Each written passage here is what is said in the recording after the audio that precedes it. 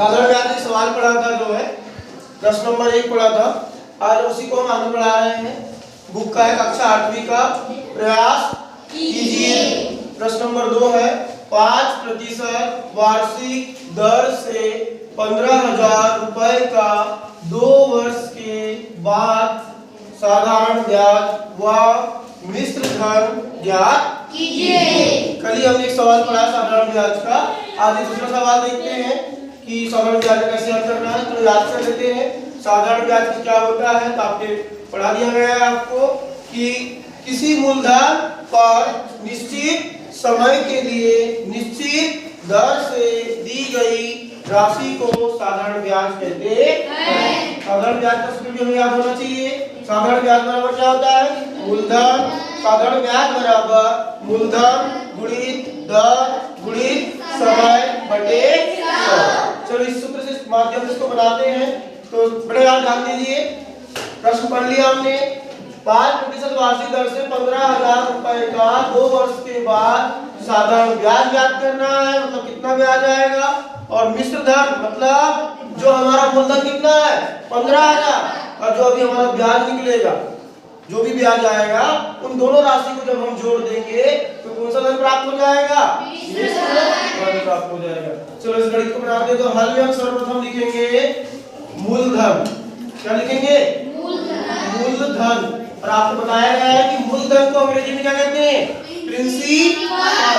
तो मूलधन को कैसे दर्शाते हैं? P से। बताइए बेटा मूलधन कितना है? 15,000 रुपए। मूलधन कितना है? 15,000 रुपए। मूलधन के बाद हम लिखते हैं दर। दर मतलब होता है रेट। रेट को दर कैसे दर्शाते हैं? तो दर R बराबर है कितना प्रतिशत है दर?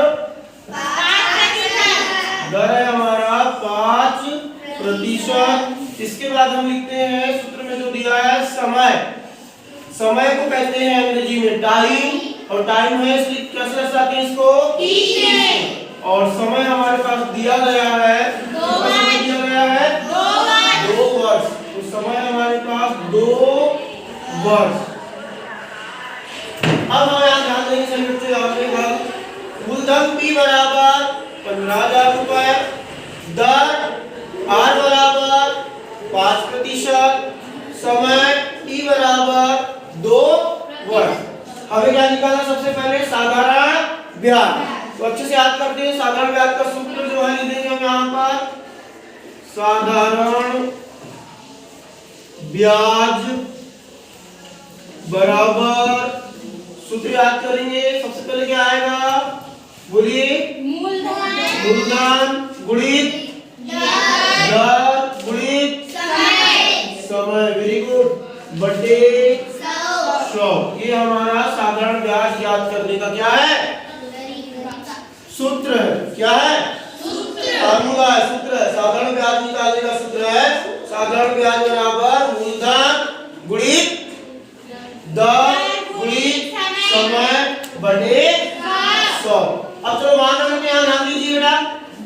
हाँ, साधारण ब्याज को अंग्रेजी में कहते हैं सिंपल इंटरेस्ट। क्या कहते हैं? Simple interest. यहाँ लिखेंगे सिंपल का यस और इंटरेस्ट का आई। यस आई बराबर इसका भी सूत्र होता है मूलधन को P गुणित R गुणित T बटे 100 पर हम डीप में नहीं जाते। मूलधन कितना दिया बताइए? 15,000। मूलधन का मान कितना है? 15,000 रुपए है। गुणित दर का मान कितना है? मूलधन गुणित दर लिखा है तो दर आने की रेट कितना है? 5%। तो यहाँ आएगा 5 गुणित समय बोल रहा है। समय कितना दिया है? 2 वर्ष। समय कितना है? 2 वर्ष। तो 2 और बटे तो बटे क्या आएगा? 100। अब हमें कल बताया था आपको क्या करना है इसको? 15,000 का गुणा क्या में करना है? 5 में। फिर जो उत्तर आएगा उसको गुणा किसमें करना है? 2 में। और फिर हमको किससे भाग करना है? 100 से भाग करना है। पर चूंकि हम 15,000 को गुणा 5 में करेंगे फिर 2 में करेंगे फिर भाग देंगे बहुत लंबा घड़ी जाएगा, बहुत समय लगेगा। तो हम क्या करेंगे? यदि ऊपर से अंश से हर में कुछ कट जाता है, अंश से हर में कुछ कट जाता है तो काट देंगे। कैसे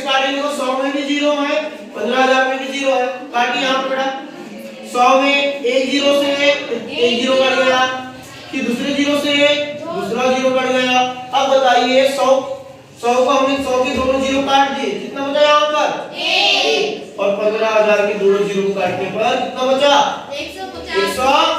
चलो लिख देते हैं यस आई बराबर क्या आएगा 150 गुणित कितना आएगा 5 गुणित 2, मतलब हमें 150 को गुणा 5 में करना है, फिर 5 को गुणा 2 में करना है, और बटे में कितना है 1।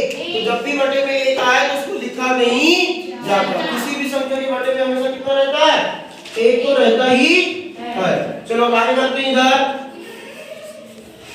यस आई बराबर यानी कि साधारण ब्याज बराबर ब्याज लिखेंगे 150 को गुणा किसमें करना है 5 में, फिर 5 को गुणा किसमें करना है 2 में।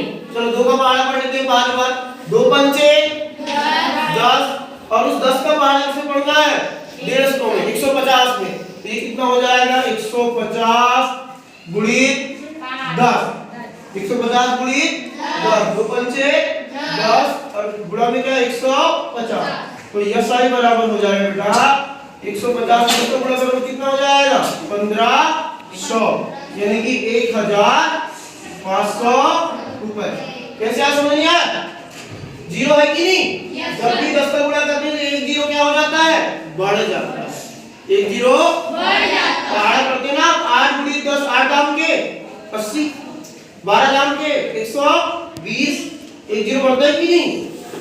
ठीक है कर लीजिए 10 का 12 शुरुआत 10 गुना 10 पांचे 50, 50 की शून्य हासिल की 1, और 10 एका 10, और 10 और 5 कितना गया 1500, हुआ कि नहीं आया गुणा 10 गुना 10 पांचे 50, 50 की शून्य हासिल की 50 की शून्य हासिल कितनी आएगी 5, और 10 एका 10, और 10 और 5 1500 रुपए। तो हमारा साधारण ब्याज कितना हो गया साधारण ब्याज कितना हो गया 1500 रुपए। अब हमको निकालना है मिश्र धन, क्या निकालना है मिश्र धन। तो मिश्र धन का सूत्र लिखाया गया आपको, मिश्र धन बराबर होता है मूलधन धन ब्याज, मूलधन धन ब्याज। तो आप देखेंगे कितना आएगा मिश्र धन बराबर मूलधन कितना है आपका 15,000, मूलधन कितना है 15,000 रुपए, और उसमें हम और जोड़ देंगे ब्याज कितना है 1500 यानी कि 1,500 रुपए जो। अब दोनों को जब हम जोड़ेंगे तो जीरो में जीरो जोड़ेंगे कितना आएगा जीरो, जीरो में जीरो जोड़ेंगे तो जीरो, जीरो और 5 5, 5 और 1 6, और 1 की 1, कितना है बेटा 16,500 रुपए। अब बताइए इस प्रश्न में जो है साधारण ब्याज कितना आया 1,500 रुपए यानी कि 1500 रुपए, और मिश्र धन का मान कितना आया 16,500 रुपए। चलो लिख लीजिए इसे, नोट कर लीजिए।